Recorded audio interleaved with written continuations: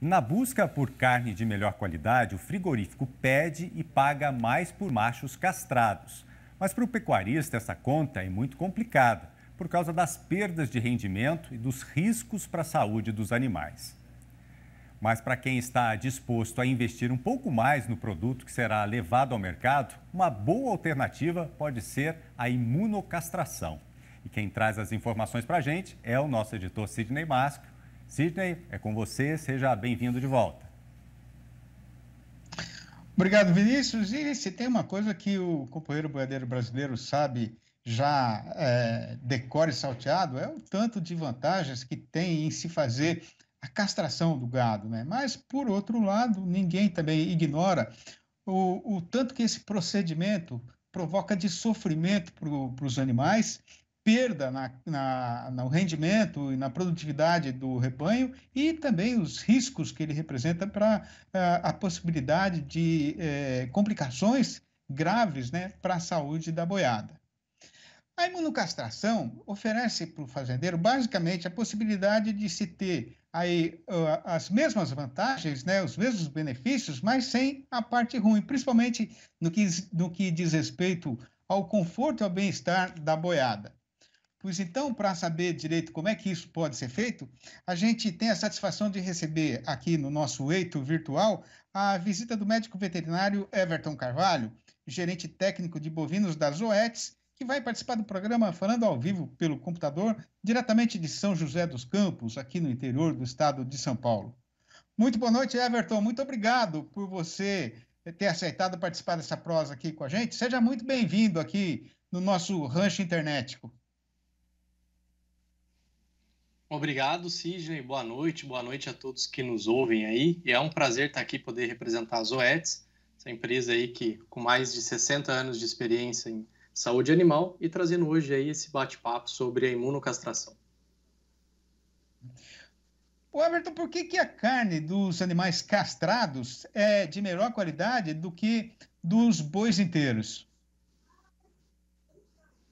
Vamos lá, né? Essa é uma boa pergunta, Sidney. A gente pode falar assim, depende. Né? A castração, ela não é a solução, né, sozinha para se produzir uma carne de melhor qualidade, mas associado, né, a uma dieta, a uma nutrição, a um animal de genética de qualidade, a castração sim pode entregar uma carne superior. E por que isso acontece? Uma vez que o animal está castrado, principalmente por causa do hormônio da testosterona, né, que a gente tira a testosterona, isso muda o padrão de ganho, né, de peso do animal. O que é essa mudança? Né? Essa mudança do animal acontece que ele produz, né, deposita mais gordura do que o animal inteiro. E com esse depósito de gordura, essa carne ela tem um acabamento melhor, isso ajuda nos processos pós-mortem, né, tanto, né, de regulação de pH, de resfriamento dessa carcaça, e falando assim no nível ainda maior, o animal castrado ele pode alcançar níveis de marmoreio melhor, então uma carne de melhor aspecto, de maciez melhor e de melhor suculência,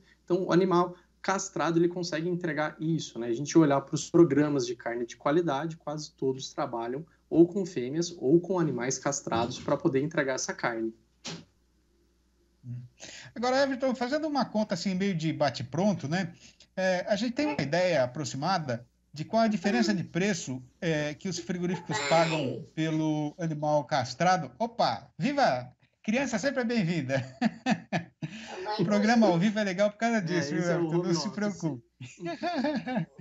Home office é uma delícia isso. O povo gosta. Mas eu estava perguntando para você se a gente tem uma ideia da diferença de preço pago pelo mercado, né, entre o boi castrado e o boi não castrado. Certo. Né, a diferença, ela existe. Né? Quando a gente pega alguns programas de carne de qualidade, né, principalmente, vamos dar um exemplo, o incentivo do novilho precoce no Mato Grosso do Sul. Né? Esse programa, ele consegue hoje, né, fazer aí, né, pagar até R$6 a mais por carcaça. E outros programas de qualidade também, por exemplo, como o 1953 ou Angus, né, são programas que já remuneram bem mais o produtor, né, por essa carne de melhor qualidade. E existem aquelas boutiques, né, que trabalham hoje com bois de altíssima qualidade, né, que entregam uma qualidade superior, que a gente pode ver aí remunerações até 10% acima do valor da arroba. Então, essa conta, às vezes, para o produtor é importante na hora de calcular se ele deve ou não castrar o animal dele. Quais são as outras vantagens, além da qualidade da carne, de você castrar os seus animais? A gente tem outras vantagens, né, Sidney? Que nem, por exemplo, o animal... O papai tá falando, filho, reunião. Não pode agora, vai lá com o seu irmão. Desculpa, Sidney, um imprevisto aqui na nossa entrevista. Estamos em casa, a gente está em casa, não se preocupe. Que ótimo. Outros benefícios, né, além, né, dessa melhoria na qualidade da carne, são melhorias também de manejo, né? Então, o manejo, como o animal fica mais calmo, fica mais fácil de manejar, né? Isso facilita o dia a dia na fazenda. Então, esses benefícios de manejo são muito importantes. A gente sabe que trabalhar com uma boiada castrada, né, isso, né, a rotina na fazenda, ela fica uma boiada mais calma, mais fácil de levar no curral e também não tem os inconvenientes dessa castração convencional. Agora, para quem não conhece direito, Everton, como é que funciona a imunocastração? Vamos lá, isso é importante a gente deixar claro, né, que para não criar até um certo preconceito, falar o que é essa vacina, que castra, por que né, eu devo usar ou não. Então, na verdade, é uma vacina. O que ela vai fazer? Vai estimular o organismo do animal a reduzir a produção de testosterona. Então, ele cria anticorpos para combater ali os hormônios que, vamos dizer assim, que agem para a produção de testosterona. Então, não tem carência, não é hormônio, né, não tem problema nenhum, né, não existe resíduo na carne. Então, é exatamente uma vacina que vai estimular a produção de anticorpos para bloquear essa testosterona. Então, vai ter o mesmo efeito da remoção tradicional, né, vamos dizer assim, dos testículos, que para tornar o animal castrado. Então, os benefícios são os mesmos, que é a redução de testosterona. Agora, a imunocastração pode representar algum tipo de risco para a saúde do animal, Everton? A imunocastração, de forma alguma, ela é como se fosse uma rotina normal de aplicação de medicamento de vacina. Inclusive, a dose é bem pequena, né? É 1 ml subcutâneo, é como se estivesse aplicando aí um outro tipo de vacina, ou um vermífugo, né, que já está na rotina do pecuarista fazer esse tipo de aplicação. O interessante é que são necessárias 2 doses. Então, faz 1 ml, de 30 a 90 dias depois, repete-se essa dose, e após a segunda dose, o animal tem efeito de castrado. Agora, basicamente assim, qual é a conta que o pecuarista tem de fazer para saber se, no caso dele, vale a pena investir na imunocastração do rebanho? Isso é uma pergunta importante. O pecuarista precisa, primeiro, entender na praça onde ele está atuando, nos frigoríficos que compram o boi dele, qual que é a remuneração pelo animal castrado.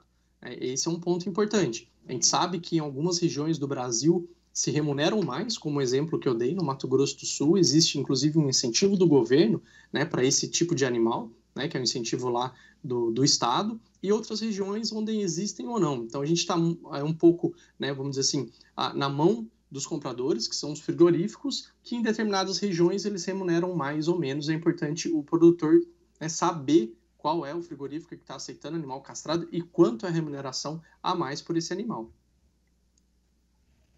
Tá certo, mas o mais importante, então, é o pecuarista ficar tranquilo, sossegado, que né, nesse método não tem risco nenhum de perda, de queda de produtividade, né, Everton?